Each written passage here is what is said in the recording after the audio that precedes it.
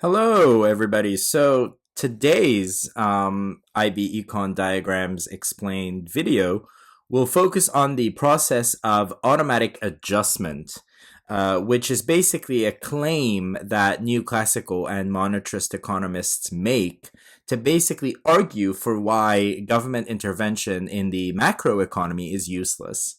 Okay, now remember, this idea of automatic adjustment only applies when you're analyzing in essays where there is no government intervention. So the government is not, the scenario set up in the question does not involve the government using expansionary or contractionary policies or supply side policies. It's basically what would happen in an economy if there is an inflationary gap or a deflationary gap and it is self-correcting. Okay, so I'm going to talk about how new classical economists basically what they claim would happen when an economy self-corrects when there's a deflationary gap, and what they claim would happen when there's an inflationary gap. So let's start with a deflationary gap or a recessionary gap. You can see here a recessionary gap happens because there is a decrease in aggregate demand from AD1 to AD2. So for whatever reason, maybe business and consumer confidence is low. So that has caused a decrease in C and I, so aggregate demand has decreased. Now the economy is producing a level of output, Y, REC here, that is less than its potential output. That is what a recessionary gap is. It is when the economy is producing a level of output that is less than its potential, that is less than its full employment level of output.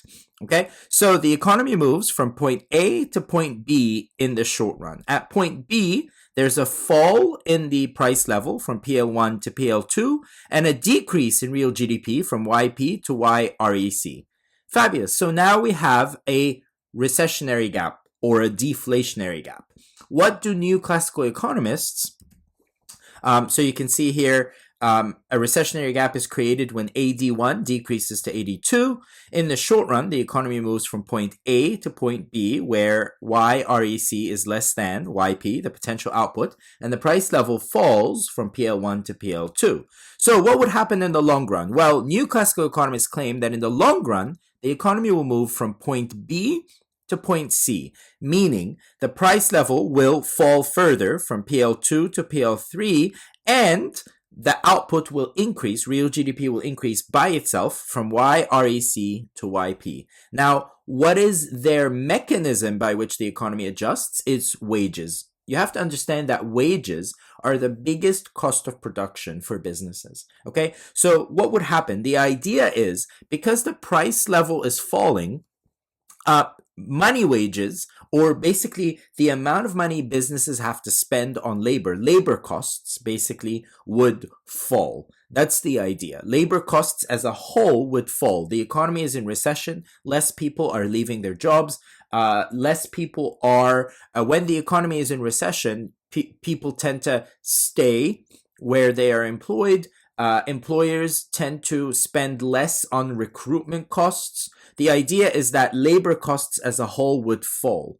So when labor costs fall, a fall in the costs of production, that shifts SRAS to the right. So SRAS will shift to the right from SRAS1 to SRAS2. SRAS increases basically.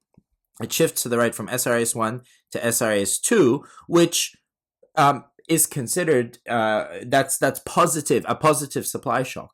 Okay, so the idea here is that the economy returns back to its full employment level of output, which is YP, and an even lower price level, PL3.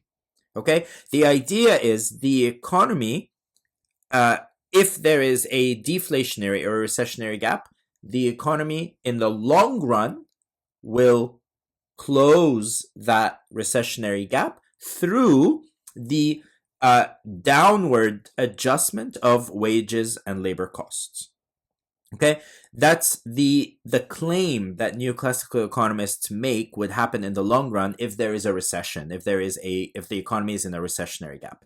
Now, what about if there is an inflationary gap? Well, an inflationary gap is created when aggregate demand increases. So for whatever reason, say consumer confidence, business confidence is very high, or say, for example, the government has spent a lot of money, expansionary fiscal policy, or whatever increase, okay? So it's created when aggregate demand increases from AD1 to AD2. The economy moves from point A to point B in the short run, okay? So now the economy is producing YINFL, which is a level of real GDP that is greater than its full employment level of output or potential output YP. And the price level rises from PL1 to PL2. Now, in the absence of government intervention, what would happen in the long run, according to a new classical economist? Remember, we are assuming no government intervention. So what would happen is that in the long run, the opposite thing happens. Money wages or labor costs will rise. Workers start to demand higher pay because there's inflation, there's a rise in the average price level. Money wages and labor costs will rise, which will shift SRAS to the left from SRAS 1 to SRAS 2. Now remember, this shift to the left is a decrease in SRAS. Okay, so the economy moves from point B to point C with an even higher price level, PL3, and the real GDP eventually falls back to YP, which is the full employment level of output, YFE. Okay, and now there's a higher price level, PL3. Okay, so what's the key idea? The key takeaway. This is what new classical and monetarist economists are trying to argue for, is that the economy will self-correct. Whether there's a recessionary gap or an inflationary gap, just leave the economy alone. There's no need for government intervention. The economy will self-correct through the rise or fall of money wages, through the upward or downward adjustment of wages. The economy will self-correct. Okay? There is no need for government intervention. When an economy self-corrects, what we mean is that it will eventually return back to potential output or full employment level of output. It will close this recessionary or inflationary gap on its own through the upward or downward adjustment of wages. There's no need for government intervention. Now, all of this sounds great in theory, right? But in practice, right, there are some key critiques. So the first key critique is that wages are sticky downwards. This is the Keynesian critique. Okay, the idea is wages. It's too optimistic to think that in the long run, money wages or labor costs would actually fall because there's a recessionary gap. Right. The idea is this automatic adjustment is way too optimistic. Wages are sticky downwards. They, in practice, it's really hard for wages to actually fall. All right. It's in many places that have minimum wages, labor costs. It's very optimistic to think that they will fall. But also, how long is the long run? That's another key critique. So new classical economists are like, in the short run, there will be a recessionary gap, but in the long run, the economy would self-correct and it will return back to full employment. Well, how long is the long run? What about the human suffering that's happening in the meantime? This is the key critique. Okay, so remember, this idea of automatic adjustment is basically, it's a theory because new classical and monetarist economists place a lot of faith in the free market. Right? And this is what an economy is. An economy is really a lot of markets, right? All of the markets, whether it's the labor markets, the product markets, resource markets, all of those markets together make up the economy. Now, new classical and monetarist economists place a lot of faith in markets. They believe that markets should be free from government intervention. If all markets in an economy were free from government intervention and the economy slides into recession, it will eventually pull itself out of recession through the adjustment of the downward adjustment of wages.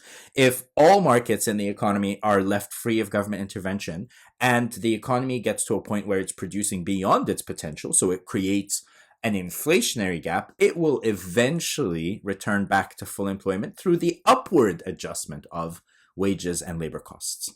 Okay?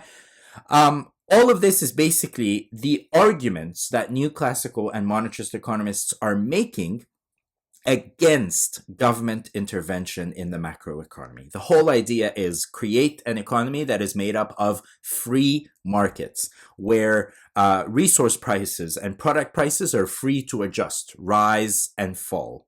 Okay. And just trust that the economy will always self-correct.